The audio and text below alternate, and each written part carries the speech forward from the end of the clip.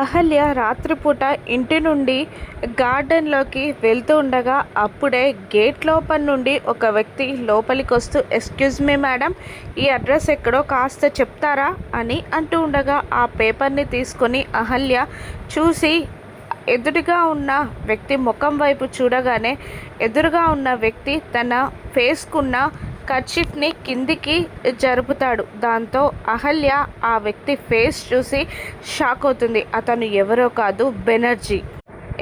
ఏంటి నన్ను చూసి షాక్ అయ్యావా?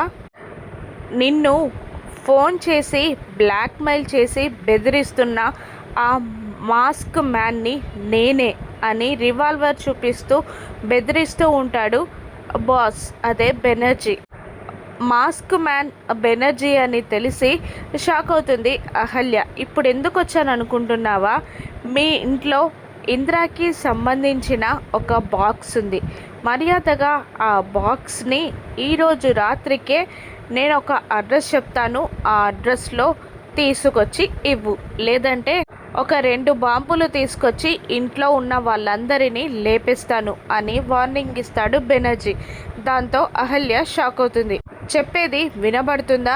ఈరోజు నైట్కే ఈ అడ్రస్కి నువ్వు బాక్స్ తెచ్చివ్వాలి అంటూ ఒక పేపర్ని అహల్య చేతికి ఇస్తాడు.